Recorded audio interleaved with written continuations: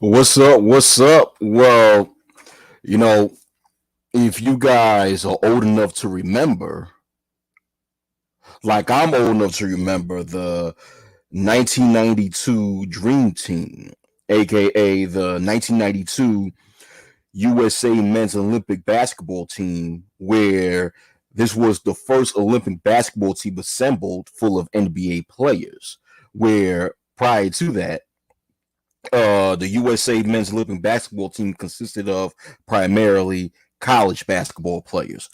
But this dream team almost never happened. And what I mean by that is that initially Michael Jordan and Larry Bird, the two NBA legends, of course, you guys know who they are, initially wasn't interested in joining the dream team because if you guys remember this was back in 1992, Michael Jordan just got back from winning his second back-to-back NBA title.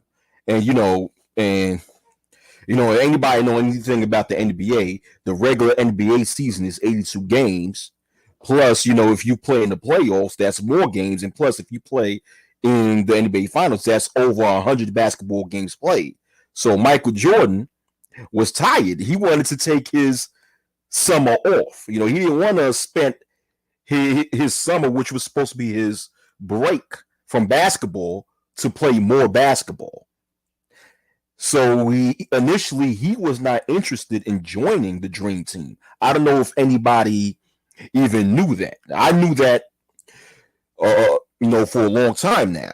And and as far as Larry Bird is concerned, if anybody remember the 1991-1992 season was Larry Bird's final NBA season, in which in that season he was suffering from a back injury. So he did not want to spend the summer of 1992 playing in the more basketball in the Olympics when he's getting older and he's suffering from a back injury. So initially, he wasn't interested. Thus, it was Magic Johnson who retired that year and got a call from David Stern to join the Dream Team, who then had to convince Michael Jordan and Larry Bird to get on board. And well, according to an interview that Magic Johnson did. So, what I'm going to do, I'm going to pull out this article, and you could, and the link of this article is located in the video description box underneath. So let me pull out this article and read along with you guys. So this article is from Mirror. Mirror is from Mirror. It's a editorial based in the UK. So the title, here you got a picture of Michael Jordan on the right. You guys probably can't see this, but in the far right of this picture is Karl Malone, and right here, of course, is Magic Johnson, and in the right, excuse me, the far left is Karl Malone. The middle left is Michael Jordan, and the middle right, Magic Johnson, and the far right is John Stockton. Who all four of them were members of that 1992 Dream Team. So the title is Magic Johnson's phone call to Larry Bird and Michael Jordan formed the Dream Team after HIV diagnosis. Well, of course, that same 1991-1992 season was when Magic Johnson had to retire from the game of basketball because he was diagnosed with HIV. Yeah, I remember that when I was a kid. That was big news because prior to Magic Johnson getting HIV, AIDS or HIV was viewed upon, especially in Black America, as a quote unquote as a alphabet disease, where people assumed only alphabet people can get it, where really anyone can get it. But I'll continue. Hold on, but I'll read this article. Let me get on top and read the article. Okay, the article was written by Andrew Gamble, and it was written on May 1st, 2022. And the article begins by stating this. Let me hold on, let me zoom in. Make the words larger. Okay. The article starts by saying this. Los Angeles Lakers icon Earvin Magic Johnson has always been more than just a basketball player. That was never more evident than his early retirement in 1992 after he was diagnosed with HIV. I just said, you know what? I'm just going to be Earvin Johnson, the American Idol recalls. And then the greatest thing happened, which was the Dream Team. When Magic Johnson abruptly retired from the NBA following his shocking and stunning diagnosis, it seemed as though basketball had lost its sparkle. Many wondered if Johnson would ever be seen playing competitively again.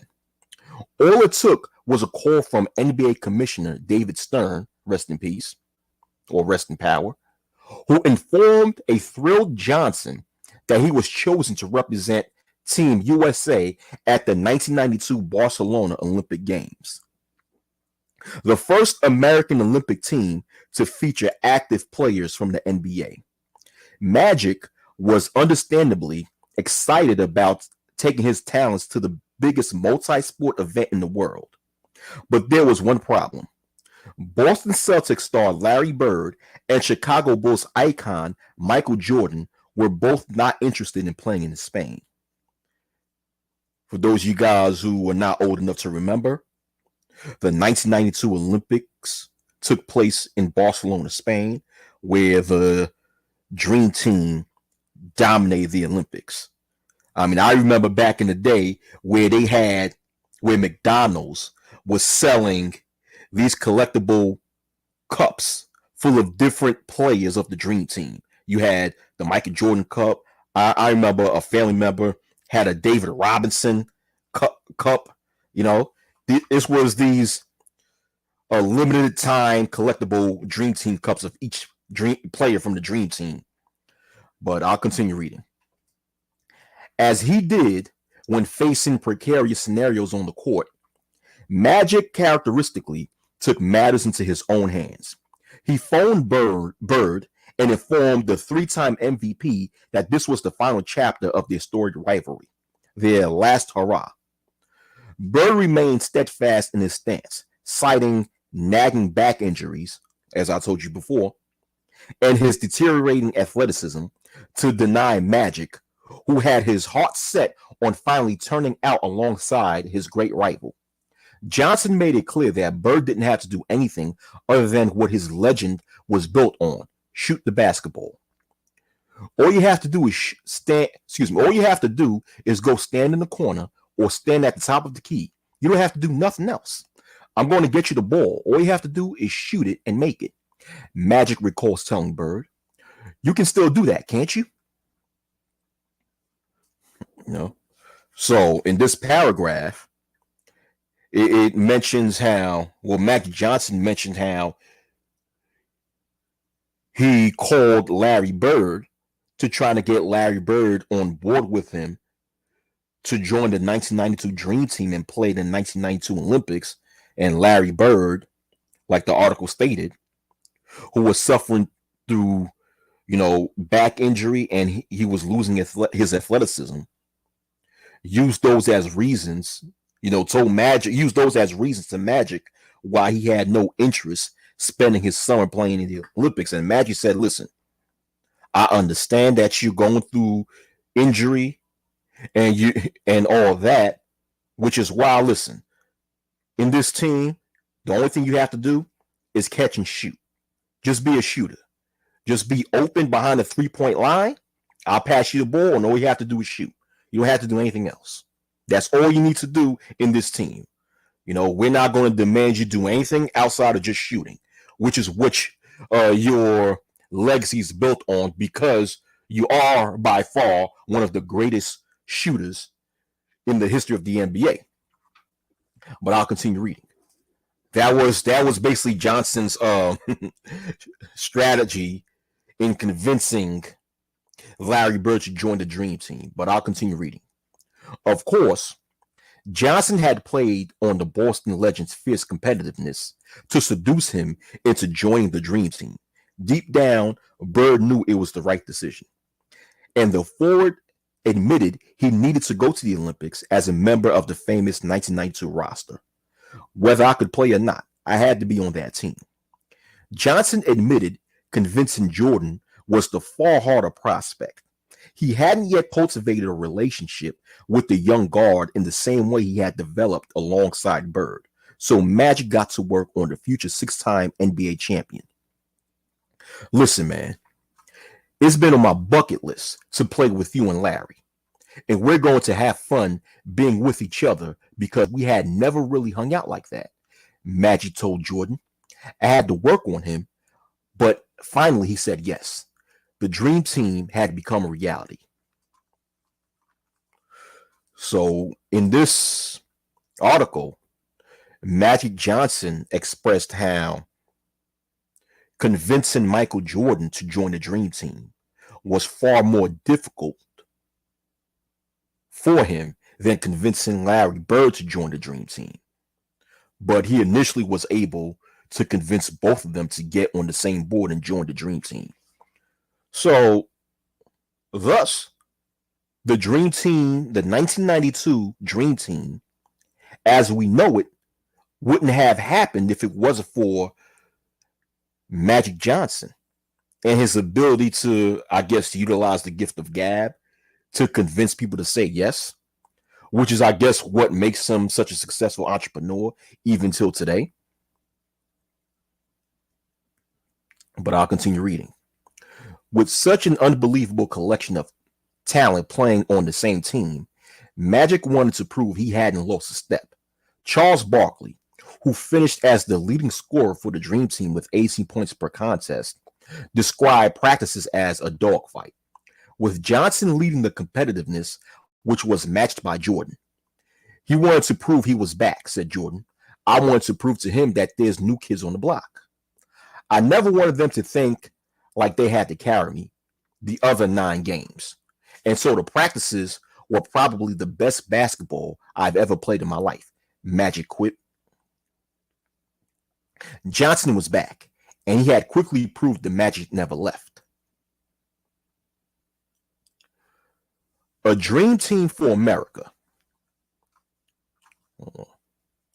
And of course, this is a picture of the 1992 Dream Team when they finally won the gold medal in the 1992 Olympic Games.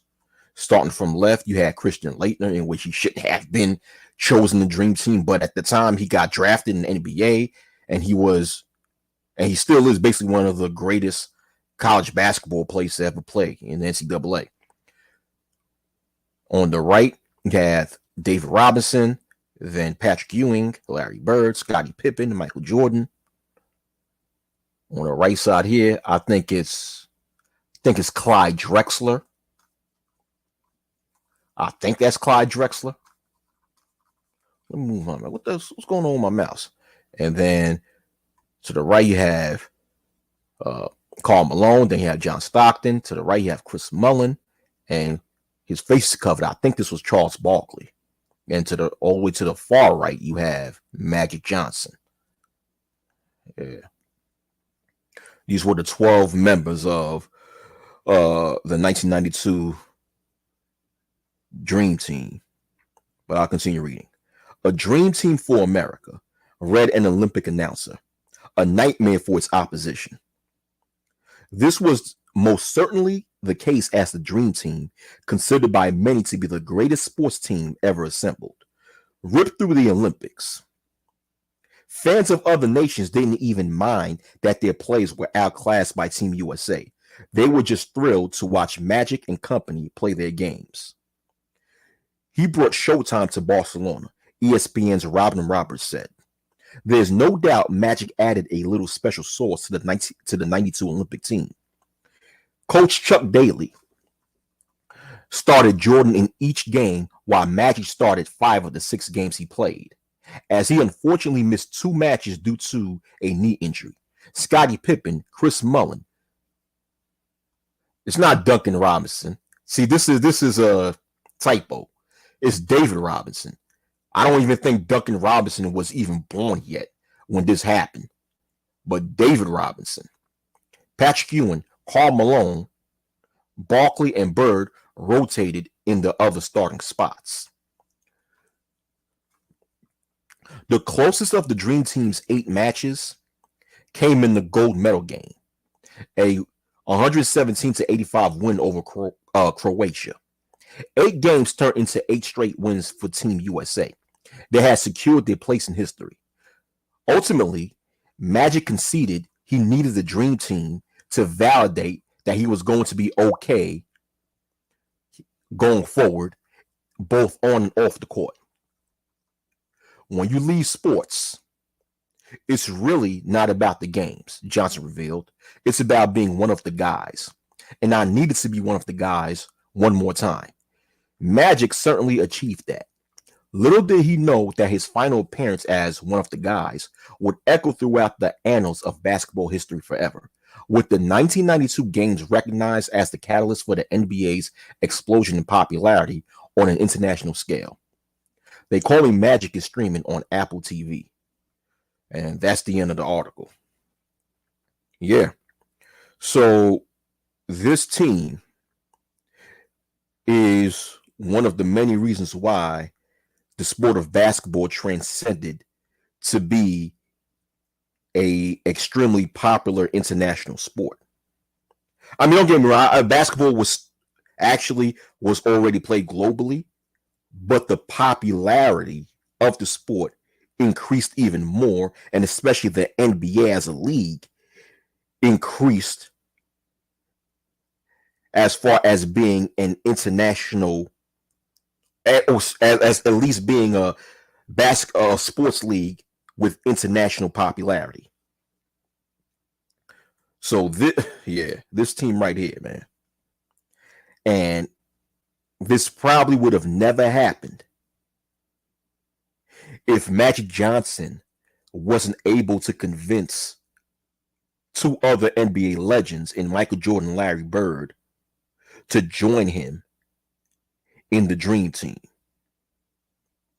I mean, it's still, suppose Michael Jordan and Larry Bird never joined that 1992 Dream Team and they were replaced by other NBA players. Yes, they probably still would have been undefeated. Yes, they probably still would have won the gold medal. And yes, they probably would have still increased the popularity of the sport and the NBA as a league on an international level. But it would not be done to the levels that it was with Michael Jordan and Larry Bird playing alongside Magic Johnson. You know, especially Michael Jordan at that time, because at that time, that's when Michael Jordan took over the league and he just became just the phenom that he was destined to be. You needed Michael Jordan in that team in order to elevate the NBA popularity on an international level. So I guess we should say thank you to Magic Johnson for being able to utilize his gift of gab. Well, you know, so I felt that this was something interesting to share with you guys, for all my sports guys out there. You know, being that we're still in the middle of we're still within the basketball season, not in the middle of the basketball season. We're towards the tail end, as right now it's the NBA Finals, and right now, as I speak, it's still the first quarter of Game 3 of the 2022 NBA Finals between the Boston Celtics and the Golden State Warriors, in which the series right now is tied as each team have won one game. And I think this game is the first finals game of this series that takes place in Boston, because the prior 2 games, games 1 and 2, took place in the Warriors' home court in San Francisco. But now in Game 3, They're on Boston's home turf. So let's see what's going on with that. But anyhow, hope you found this interesting because prior to me reading this article, I never knew that. You know, what I did know was that what I knew for a long time was that initially Michael Jordan did not want to join the 1992 Dream Team. But before reading this article, I never knew that it was Magic Johnson. You know, Laker Nation, who was the one that convinced Michael to join the Dream Team. That I never knew until I read this article. But anyhow, peace out, man.